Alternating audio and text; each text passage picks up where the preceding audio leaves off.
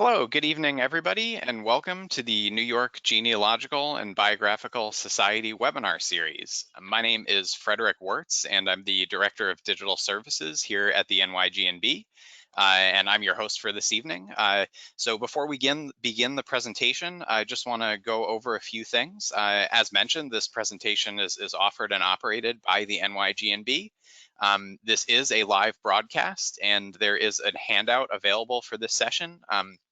You can download that as a PDF file, and you should be able to see the icon on your screen to download. All you have to do is click the name of the PDF, and you should be able to get it. You can also submit questions to us. If I am able to answer your question via the chat during the presentation, I will do so, but otherwise I'll save it for our presenter at the end, and we can hear from her directly. If you do not see the handout or you're having audio issues in general, please make sure to check your browser and refresh the page, and that usually resolves it. Just as a reminder, this presentation, which includes the contents, the handout, the slides, and all other materials, these are under copyright and cannot be reproduced or shared in any form without prior written permission of the speaker or the NYGNB. Just a few other things before we begin. We ask you all to keep an eye out for our email newsletter, the NYGNB e-news, that has lots of updates about our society, as well as information about future upcoming webinars. You can also find that on our website event calendar at nygbs.org/events. And you can also follow us on Facebook, where we will post updates about upcoming webinars as well. You can find us there at facebook.com/New York or NY Family History. We also have, in addition to our free webinars, we have many free resources on our website, which you can find at nygbs.org/free resources. So on to tonight's presentation. We are joined by the NYGNB Director of Programs and Publications, Susan R. Miller. Susan is an NYGNB Life member. She is a managing editor of the New York Family History Research Guide and Gazetteer, as well as the editor of one of our quarterly periodicals, the New York Researcher. Susan has been researching family history in New York and New England for the past 25 plus years.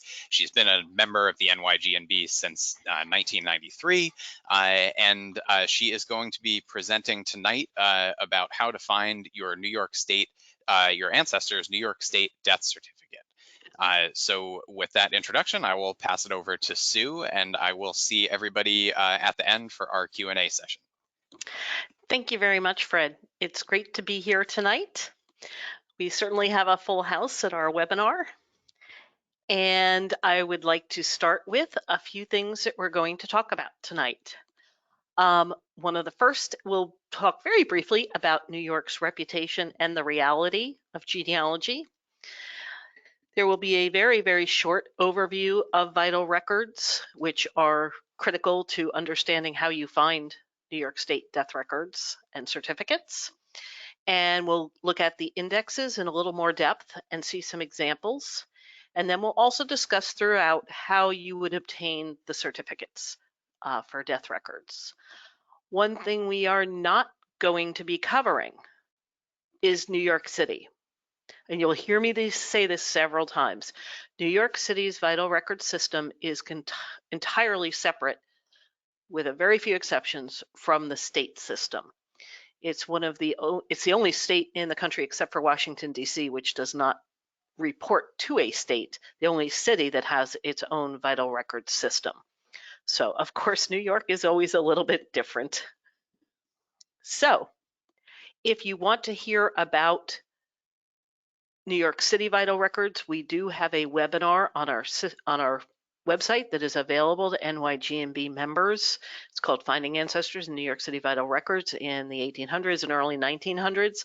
NYGNB members have access to this. So, what about New York's genealogy reputation? It's a black hole. Many of you have heard that.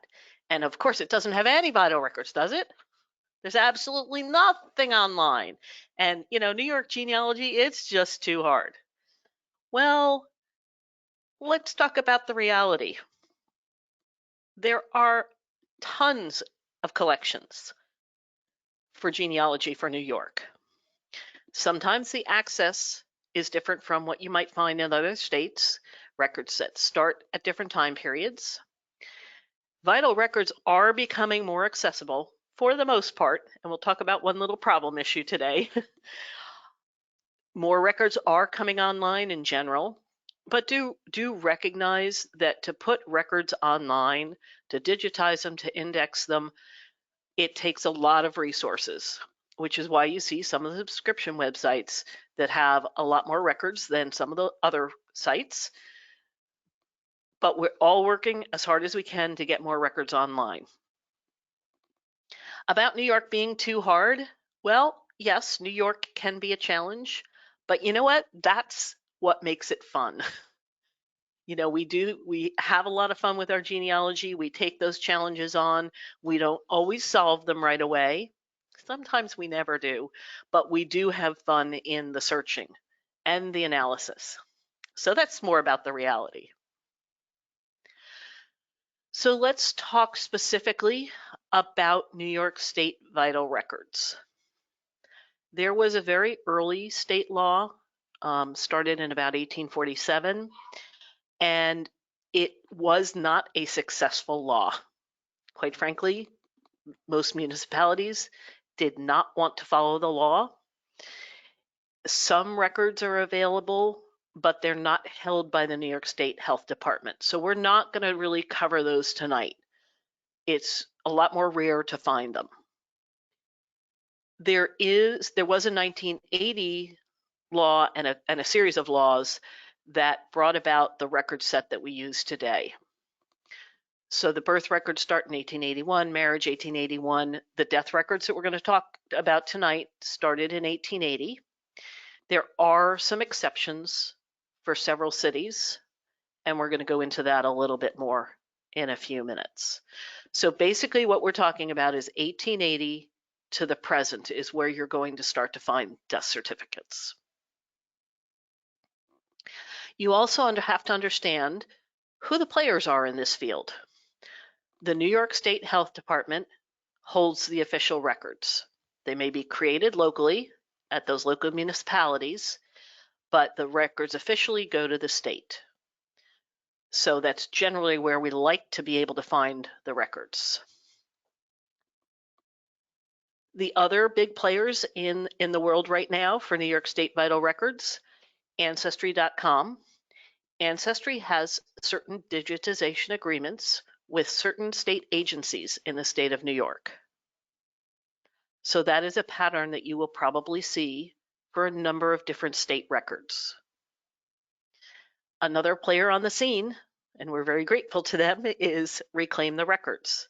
This is an organization that believes in advocacy and public records, and they have been successful in asking New York State, with a little bit of effort, shall I say, to get certain things from New York State. And you're going to see examples of that very shortly. So where do you start? If New York State is the official holder of the records, then let's look at the New York State Department of Health's website. They have a page that's been on there since, this page looks basically like this since at least 2014 or earlier. As of right now, it does have some information about the COVID-19 virus, but the genealogy records page is still there. And you can go here to the genealogy records page and find out some things. Let me see if I can just pull up the little pointer here. And the link that I used is right over here on the side. Kind of hold the cursor there for a moment, let people's screens catch up. So use that, you can use that genealogy resources and records and resources. You can do a request to search online. There are fees involved for that. This is a state agency that does need to pay the state workers for these sorts of things. You can read through the website. It tells you how to order. At the bottom of the page, there is a link for the genealogy application. The genealogy application is a fillable PDF if you download it. Otherwise, you can print it and mail it off to the state. That is still an option. But, and lots of you may have run into this but already, they tell us still on the website that it will take some time. And there are long, long wait times. Their website says 8 months. That is not the reality. At this point in time, the wait is something like 24 months, 2 years. That's a really long time. Now, the wait time has gone up because of indexes going online, people finding the ability to find there is a certificate they've asked for them. Plus, we have the added Real ID Act, where people need their original birth certificate and those get priority. And now New York State, those of you who were born in New York State and adopted do have the right now to get your original birth certificate. So all of that has added traffic to the New York State Department of Health. That being said, we don't find this at the NYGB very acceptable. We are trying to make contact with the New York State Registrar. We want to understand the situation and why more resources can't be put toward this. And if there are ways in which we can help, we certainly want to do that. We do not yet have answers as to how we in the genealogy community can help. We will certainly let you know.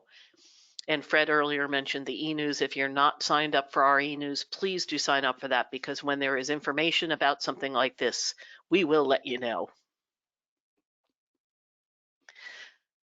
So going back to the New York State website, New York State Department of Health website, they do, at least on one of their other page in the fees section, talk about significant delays in order processing.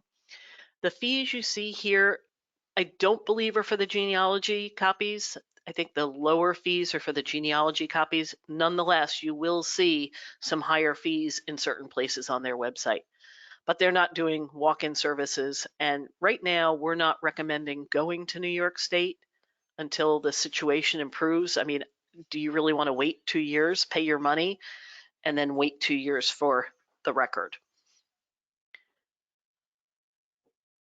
Those of you who have a check that's been cashed by the state of New York Health Department and want to find out what's going on with your order, I would recommend that you go to this URL and submit a request for clarification as to where your order is. That URL is in the handout. Again, another reminder, make sure you download that handout so you can at least find out what the status is. Now, there is an option for you. The option is to check with the local municipality. That means the town or the village, for the most part, in which the event took place. That sometimes is a little more difficult. There's varying degrees of cooperation from those local municipalities. They are also trying to deal with the everyday life that they need to deal with as town clerks or village clerks. If you do go to the local municipality, please do at least remember to ask for the long form version. That doesn't mean you're going to get exactly the same record that you would get at the state level. Especially the earlier you go with records, they may not still have all the information that could be on a state copy at the local level, but at least you can try, and if you get all the information, you're in much better shape. And you probably will get it a lot quicker. From what I've heard, some municipalities are absolutely wonderful. You could walk in there or call and you'll have something almost immediately. Others, not quite so much. And if you do find one that really, or especially if one is refusing to give you something in a time period that matches the state time periods, then please do let us know. You can email education, or you can email education@nygbs.org, or you can email president@nygbs.org. But again, based on the wait times with the state, this is still the recommended method at this point. Now, before you go requesting a record, it would be nice to know if it really exists, and if it exists, who holds the record. Now, clearly, if it's going to be in a state index that we're going to look at in a minute, it would be held at the state level. But you also have to think about which is the town or municipality. So again, we just talked about this a little while ago, but for that early state law, what records exist, again, they're not held by the state health department. So if there's any indication that you are looking for a death record in that early time frame, don't even bother to ask the health department. You can check Tree Talks, that is the journal of the Central New York Genealogical Society. They've been doing a quarterly publication since the early 1960s. You can check local libraries and local historical societies to see if they have any record sets. These are good places for those few records that do exist. So for the most part, those 1880s laws did generate records. There are a couple cities, though. For death certificates in Buffalo from 1852 to 1914, you need to go to Buffalo. Those records are not held by the state. In Albany, 1870 to 1914. Albany as a city holds the records. They are not held by the New York State Health Department. Same goes for Yonkers, 1875 to 1914, or actually 1915, I think. There's some records that spilled over for Yonkers. Sorry, or was that Albany? I think it was Albany, a couple of them spilled over. Those are not held by the state. And again, I'll say it again, New York City has a separate vital record system, so you're not going to find those New York City records for the most part in Albany. Now, I know this is all complicated. This is one of the reasons why the NYGNB wrote our guide for New York genealogy and family history research. There is a link in your syllabus to look at what the New York Family History Research Guide and Gazetteer is. Chapter 2 is about vital records. We also have a subject guide online.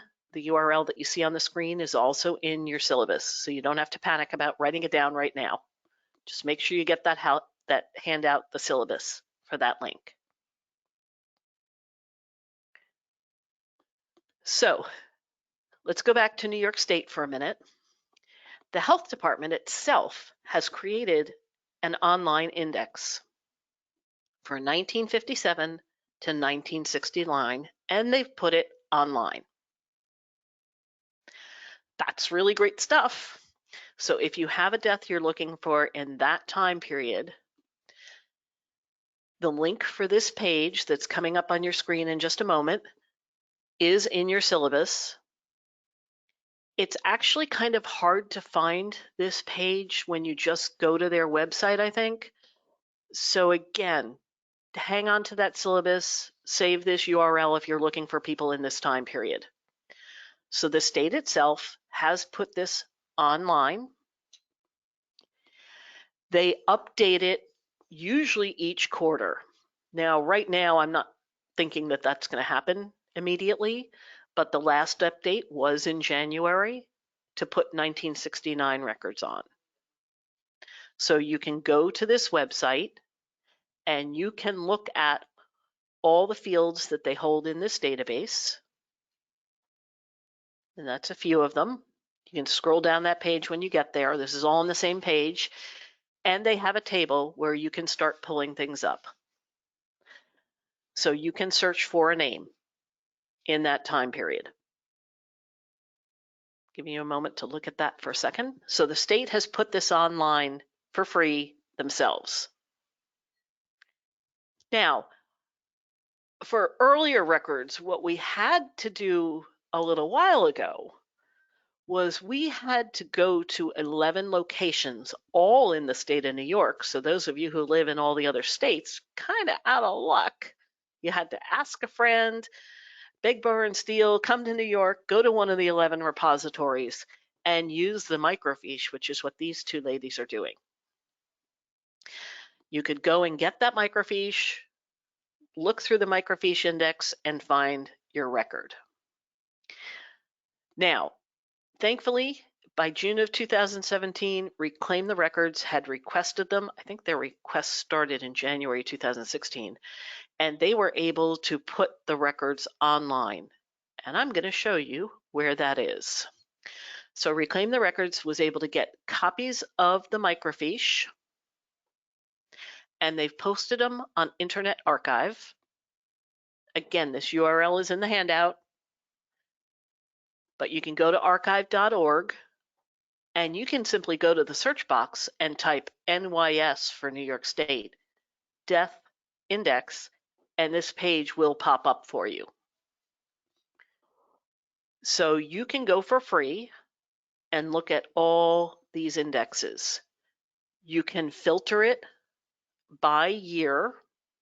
So there's a little function on the side where you hit filter by year, and you can see that more button.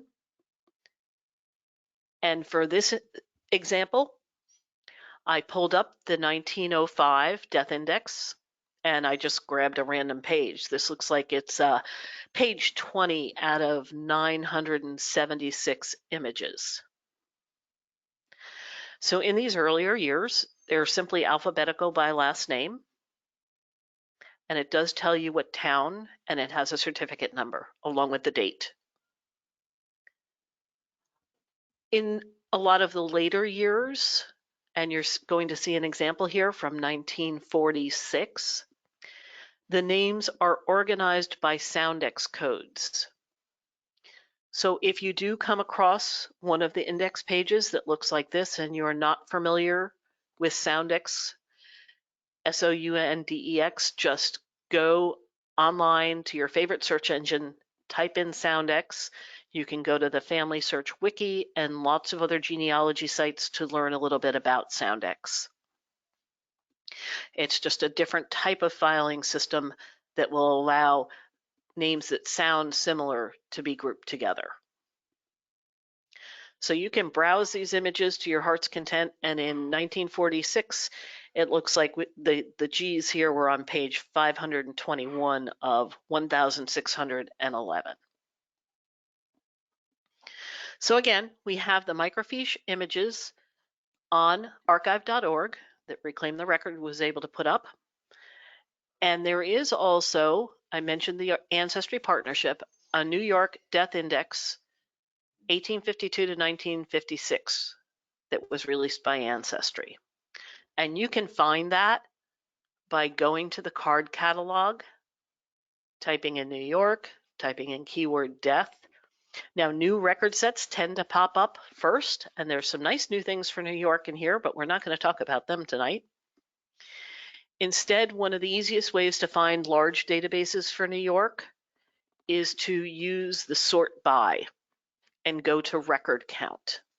You can see that up on the top right side.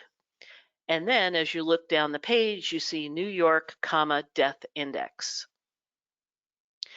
If you note the one right above where I have that arrow for New York, death index, right above it you see New York, New York. New York, New York would be New York City. So if you're looking for a statewide database, look for New York, and then the name of the database. Okay, so there's 5,500-something thousand records in that database. But wait a minute. You're probably thinking, Sue just told us that, this 1880 was New York State. So how many of you are going to go looking for state level death certificates from 1852 up to 1880? Ancestry says they have them, right? New York Death Index, 1852 to 1956. Well, we have to understand what's in any database. Companies like Ancestry sometimes conglomerate different data sets and put them in one large database. So this database includes the city of Buffalo, which is why you have that early 1852 date, and the city of Albany, starting in 1870, before you add in all the state level records starting in 1880. And you can clearly see that by using the Browse This Collection that's over on the right side there. Anytime you're looking at these databases, it's really a good idea to try to learn more and use the learn more about this collection on whichever site you're looking at. Use that because in theory, it should give you source information. For this collection, the source information page is not, shall I say, as robust as I would like to see it.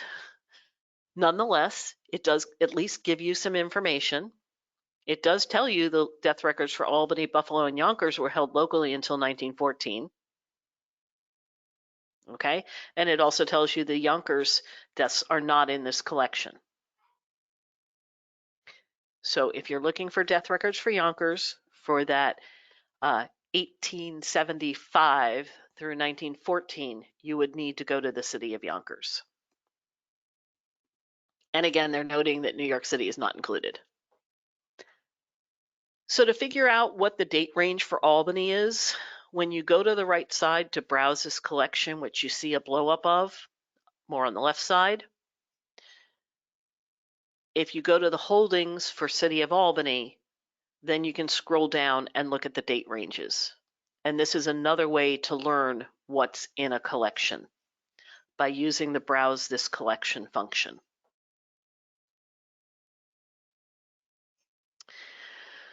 So recapping this a little bit, you've got this death indexes for 1852 or 1870 or 1880 up to 1956 on Ancestry. You also have the Microfiche images on archive.org for the state records and the Buffalo records. The Albany records are not on archive.org at this point in time. Okay? So using those indexes is the best way to start your search. So let's do an example here. Erin Martin got these lovely photos from Find a Grave. I contacted the person who took them. I asked for her permission to use the photos. She very kindly gave me permission. So I have these two images of the gravestones. So we're going to go look for Erin Martin. We can pop over to Ancestry, type in Erin Martin. From the tombstone, we have this estimated death at 1893. And sure enough, I do get a result for him. AB were the initials he used all the time, and I found that through my other research. But clearly in the same city that I was looking for, and I've got a date. So how many of you are looking over at the far right where it says View Images? Are you getting excited? Well, I'm sorry, but I'm going to burst that bubble of enthusiasm for you. We're going to move on, and we're going to see if we can click the View Record. And sure enough, once again in View Record, it looks like there's an image, right? We're getting excited. So we hit the See More, and it still looks like there's some sort of image there. We've got a certificate number. That's great information. We've got this option to purchase the certificate. Remember, Ancestry does have partnerships with New York State agencies. They do not have the original record. When you click that View Image, what you get is a copy of the microfiche image of the index. So all the same information that we had in the index. And you can always open up, if you like, the index on the bottom of the ancestry. You can see the little two green people with lines next to them in the middle of the screen. That just opens the index for you. That's the view I used here. So we at least have the index. We've seen that. We have the certificate number. Then we would need to go to the state and request it, or go locally to the city of Olean and ask for it. So on the indexes, one more time, let me summarize for you. Archive.org has the state death indexes for the state and for Buffalo, not for Albany, not for Yonkers. The NYG&B online collections have a copy of the state death records, indexes rather, not records indexes. Ancestry has the database index, which you can search by name. And you can go to the New York State Health Department or your local municipality and ask them to search for you. But it's much easier for them. You'll probably get faster results if you're able to use the index and find the certificate number to begin with. I said this a little earlier, but it bears repeating. To obtain the state copies, you do need to go to the New York State Health Department. That's the official copy. It'll have all the details that the state has available. They also do have an option that's recently added to purchase from VitalCheck. I have not personally tried that yet, but that does seem to be an option now, and hopefully faster. So you're probably saying at this point, well, can we at least see a record? So here we are. Here's Aaron Martin's death certificate. And oh darn, there's no father's name and birthplace. At least there's a mother's name, Ruth. Martin probably is not her maiden name though, and no place of birth, but hey, this is what we get. This is the amount of information that we're able to get, and at least we have that. So you will see this type of thing from the state. And the number was correct in the index. That's a 520 up in the corner. So remember we had the other gravestone with Agnes in 1881 was her death. So we go looking for her.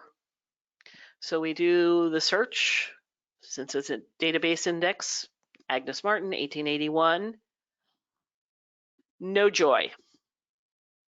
Well, why would that be? The death records are supposed to start in 1880, right? Well, that's when they're supposed to have started.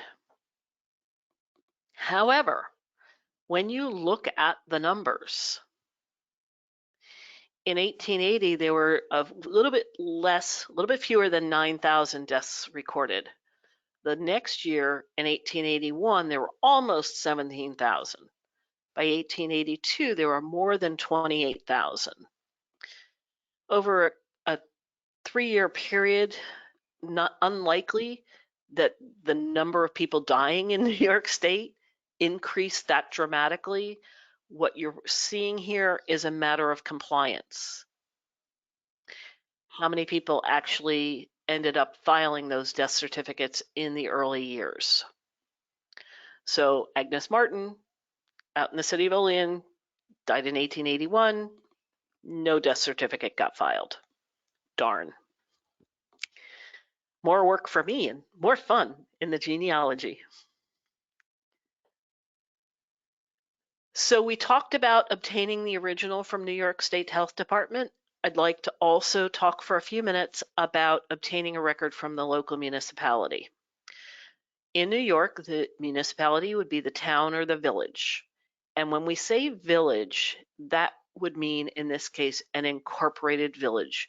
There are places that may use the word village in the place name that are not actually incorporated as a municipality. There are also 4 counties for which you don't find the records at the town or village level. All of the vital records are held at the county level. So for Chemung, for Monroe, which includes the city of Rochester.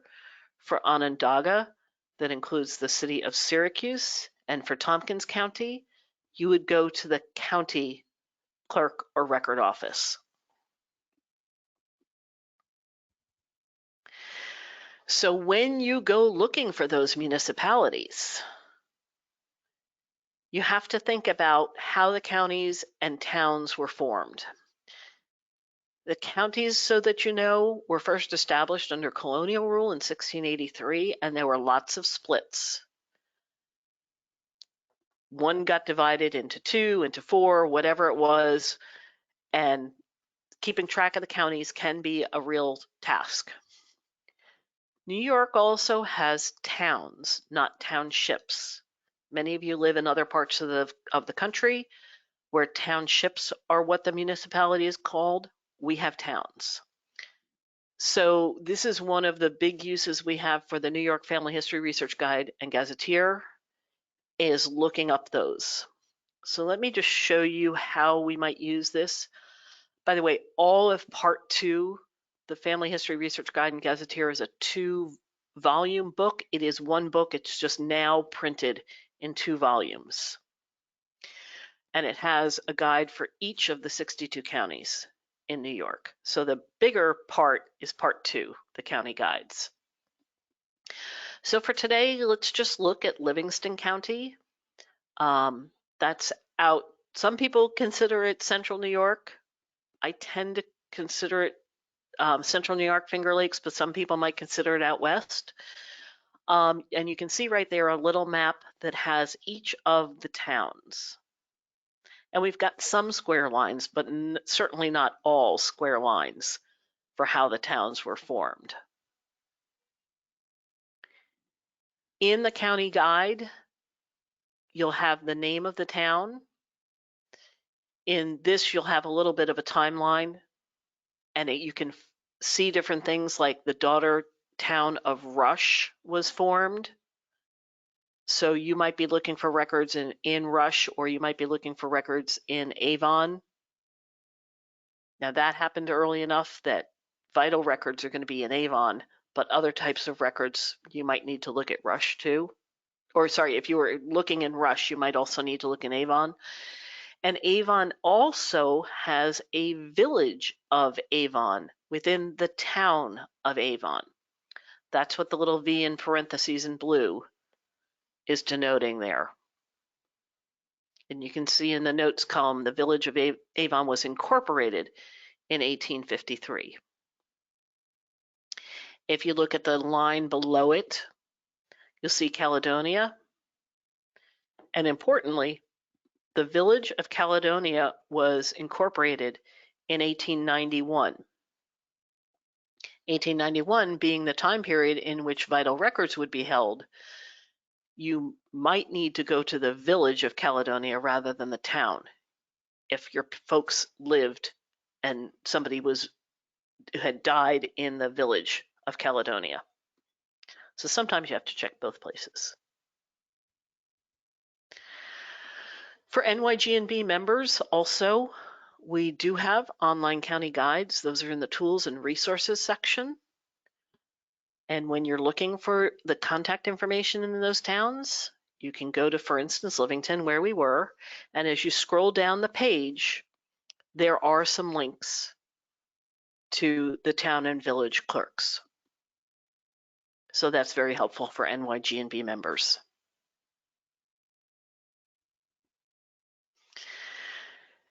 If you're trying to keep all this straight in your head, in the handout, there is a link to our subject guide. All of the subject guides we have that are free to the public are on this New York Genealogy Essentials page. And thank you, Fred, for getting all this organized for everyone. As you scroll down the page, you will see a section for birth, marriage, and death certificates, vital records. And you can use that New York State Vital Records Guide. It also has links that are in the syllabus as well, and some other information. So if you're still trying to keep all this straight, I would recommend going to those and taking a look at that. So we've made huge leaps forward in the last couple of years, but clearly progress is still ongoing, and we need more of it. It's going to be difficult right now, but we will keep working on that to get the original records, no matter what the time period. For the civil vital records, you still need to go either to the local municipality, which is what we were just talking about, and finding the villages and towns, and for those four, the county, or going to the New York State Health Department. Still always want the original record. You saw how much more was on that Aaron Martin death certificate compared to just the index record. So again, you can go here as well to the death certificate section, and you can try to order them online if you decide to go to the state. So we've seen this before, just want to give you a little refresher on that.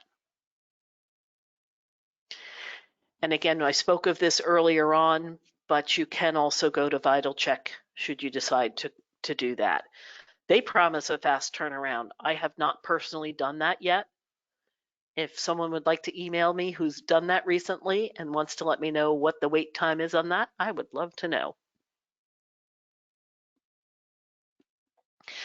So, trying to keep up on things, please do read our blog. You simply go to nygbs.org/blog. You can also find it in our menu on our homepage, About, and you'll see blog and social media.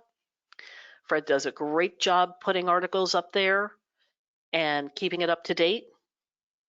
So please follow us there. And I think we're just about on time, so we probably have a few minutes for questions. So I'll take a sip of water while Fred scans the questions. Yeah, hello again, everybody, and thank you, Sue, for a great presentation there. We have been receiving a lot of questions. I have tried as best I can to answer a few of the sort of quick and easy ones, but there are definitely a number here that would require your expertise. Okay. And then more are of course coming in by the second. So Oh, we I'm will try sure. to get to as many as we can, and there are definitely a few very common subjects here. So for those of you who have asked questions, I may sort of combine some and to get us sort of a general answer that'll apply to the most number of people. Absolutely. So yeah, let me go to my list here. And Okay, so here's a question from Joseph. If he is at the state archives, can he access the state vital records there? That is a great question, and I wish I could give you an answer that I would like to have. The answer is no, you cannot at this point access the records themselves at the state archives. The New York State Health Department still holds all the records, even those that should be in what would be considered the publicly available time period. That is certainly a subject that is high on our radar. Yes, and indeed. Okay, thank you, Sue. Mm-hmm. And let's see. So looking here, I have an interesting one from Judy that may be difficult to answer directly, but I think I'd be interested to hear what your perspective is, because I've actually Mm-hmm. encountered something similar myself. Mm-hmm. Why would there maybe just not be a death record or a name in the index, even for a date that we would expect one, like 1905 or Mm-hmm. between 1905 and 1910? There, Are there some that are just missing from there? there definitely are some that are just missing. Um, we ran into this question with one of our researchers on the Salt Lake City research tour that we just did in early March. Gosh, that was early this month, wasn't it? Seems so long ago now. And the person who was on this trip is an extremely experienced researcher. And the two of us went through the checklist of every single thing that we could think of. And it apparently is that record simply never got filed. Compliance in theory got to be close to 100%, you would hope, by it was around 1913, 14. I'm not remembering off the top of my head what year they passed a new law that put heavier penalties on non-compliance.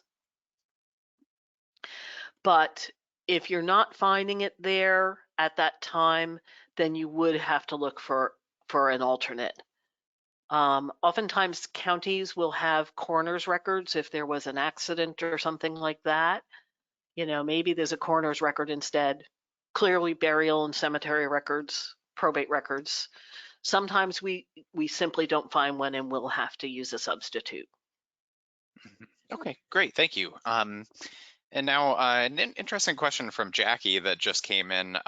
Do you know of, can you talk a little bit about the cause of death and finding out the cause of death? And are there databases that are organized specifically related to causes of death, or are they all going to be lumped into that one larger death index? They should, because it's a record of death, they should be in the one large database. Mhm. Okay, Okay. great. Yes, thank you. Yeah, it's not one that there's no separate databases for this type of disease, for instance, or something like that. Okay, great, thanks. And we've actually received a number of questions about Long Island and whether or not Long Island is considered part of New York City. And of course, there are multiple counties on Long Island, but we did also have a question about parts of Nassau that became Queens. And so could you speak a little Yep. bit about to those that sort of Okay. area? Okay, so first of all, Long Island is complicated because physically the island of Long Island extends from down in, Coney Island, Gravesend sort of place all the way out to Montauk and Orient Point. Physically, that's all Long Island. Our terminology over the years has morphed a lot. For the most part now, when we speak of Long Island, we're talking about the land area that is Nassau and Suffolk County, and Queens and Brooklyn as being part of New York City. So as pertains to vital records, the areas that were part of originally Queens County that became Nassau County were never included in the New York City record system.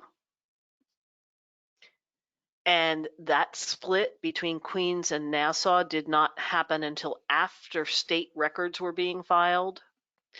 So if there are records filed, you would find them at the state level for what's now Nassau. Okay, great. Yeah, thank Okay. you. That's Yeah, one of the reasons why we need the vital records chapter of right. the affectionately called Big Book, the New York Family History Research Guide and Gazetteer. There are between New York City and New York State in the time period of 1880 to 1898, there is potentially some duplication there for the areas that became New York City. So Queens is one of them. Okay, But yeah, that great. could be a Thank you. whole webinar, and we may have to do that in a year or two when we have time. Sure, sure. So, a good question here from Jacqueline. How long after a death can we get a death certificate? In New York State, the time period is 50 years, which is why the state put their own database online that now goes through 1969. So they're open after that. Prior to that, there are some rules. You can go through the steps on the website as to who direct line would be entitled to that. But New York State and New York City have their own rules about all of that. Okay, yeah, great. So we have had a number of questions involving the quality of some of the death index images, and I know some of them, the images are not super readable. Do you have any Yep. advice for those struggling with that? Um, yeah, when certainly checking what's available for those images on Ancestry versus what's available that was provided to reclaim the records and is up on archive.org, the Internet Archive. That is certainly one option. It's possible, and I've seen some better quality microfiche. Remember, I said there were 11 locations in New Hmm. York Hmm. that you could actually physically go and look at the microfiche. Some of those microfiche copies seem to be a little bit better. Some of the ones at the National Archives, New York City, for that time period were a little better from what I saw than what was online. Okay, great, thanks. Yeah, so we have had a number of questions, and I know this is Mhm. definitely a subject for an entire webinar, or maybe even two or three on their own. But in a couple of sentences, can you give us advice? Those of us who are seeking this kind of information, well before it would have been documented, so early 1800s, 1700s. Okay. What's the best Yeah. option? We do, as Fred, you will chuckle too. We get questions all the time. I Mhm. must have my death certificate for someone who died in 1845. I must have the certificate. And unfortunately, the certificates simply don't exist because the state was not recording them at that time. And unless you happen to be very, very lucky in that little short time period where that abortive state law left a record, but that still wouldn't be held at the state level, you do have to look for substitutes. Um, Certainly, newspapers, local newspapers, are a great place to look. Fred, you did a really nice piece on the blog and subject guide, did you not, about newspapers for New York? Yes, yeah, we have a subject guide that rounds up all the biggest websites. Of course, there are many, but yeah, we have a nice list Yep. of all of the ones. Yeah. Okay. That is absolutely a place to look. Probate records. Hopefully, someone had a, enough of an estate that they needed a probate record. Um, Checking, quite frankly, in land records, not always will you find a deed recorded at the time of a transaction, but if there was a reason because the first person died or the land needed to be transferred out of the family, you might find deeds that somehow with other information might combine to give you an indication of when a death may have taken place. Um, so other things like that. If you also are successful in finding religious records, burials were not always recorded as much. And clearly, if there's a cemetery record, a tombstone for Mhm. New York State, quite frankly, the Daughters of the American Revolution and other transcribers have done a tremendous job walking through cemeteries years earlier from where we are now and recording tombstones that may no longer be legible. So those typescripts of people like Gertrude Audrey Barber and Josephine Frost, as well as the DAR, and there are Mhm. lots of other transcribers as well. Those cemetery records can be wonderful. Yes, great, thank you. So then, one final quick one. You may Mm-hmm. have touched on this, but Ethel would like to know if the death certificate will tell you where the person is buried usually. Yes, and in fact, let me see if I can go back very quickly. Let me find my PowerPoint here.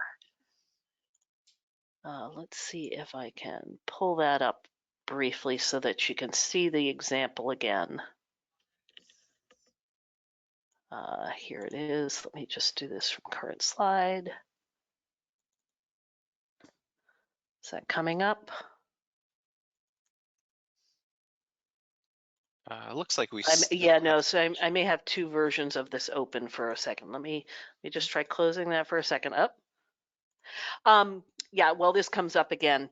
Um, Oftentimes on the bottom of the certificate, there is a place where they were supposed to fill in who, at what cemetery or something. There we go. Sorry, it took a moment. If you look down on the bottom, let me get the pointer. If you look down on the bottom of the certificate, down here, this often will have the burial place. And in fact, this says Mount View and January 4th, 1893, and there's an undertaker's name. Unfortunately, I don't see all that many undertaker records in Mhm. archives and things like that. Boy, would I love to find more of those. Sure. Um, but yeah, this would often be the place of burial. Okay, great, thanks. And so I think we have time for, I do want to squeeze one more in here. Mhm. Jeanette would like to know about deaths occurring on Native American reservations. I know it probably varies a little bit, but in general, can we hope to find those in these death indexes? That is a really good question. In theory, if they died in the state of New York, but that may be an area where compliance might not have been as good. Hmm, The Native American tribes have their own sovereignty and therefore um, may not have kept them. Does that sure. make So sense? yeah, so it sounds like maybe investigating the specific reservation would probably be the way to go. Yes, yes. If you're not finding them in the state death indexes and whatnot. Okay, But great. that would be a really good subject of an article, so you can contact me about that. Education at Yes, yeah. nygbs.org. Great, yeah. And I just see one really quickly in here Yep, about asking about birth certificates and birth indexes, and it was very general, but the answer is that there are birth indexes and there are birth certificates, and while they there differ are. certainly a little bit from the death indexes, they're sort of analogous and They fairly. they are, and that is going to be coming up at some point as a webinar for us, but it'll be a little ways away. But yeah, but Sure. very similar patterns to what you see for death Okay. certificates. Great, thanks. And yeah, there were a few comments about whether the webinar could be rewatched, or people who were had their internet failed and Yep. they missed a portion. Yep. But this, to We remind do everyone, have this. a rebroadcast scheduled of this. Mhm. Um, it's it's in the blog post that lists all the webinars. So we do have another session of this, and as with all of them, it would be on the NYGMB website for members as well. Okay, yeah, great. And yeah, as a reminder, anyone who would like to watch a future webinar in our sort of immediate upcoming series, you can visit our blog, or you can just go to our homepage, newyorkfamilyhistory.org, and we have a link to the list of everything there. And yeah, I think that concludes our broadcast for this evening. And thank you everybody for joining, and thank you very much, Sue, for a great presentation. And we hope everyone has a great evening, and hope to see you at a future broadcast. Thanks, Fred, and good night, everyone. All right. Yeah, thank you, and have a good night, everyone.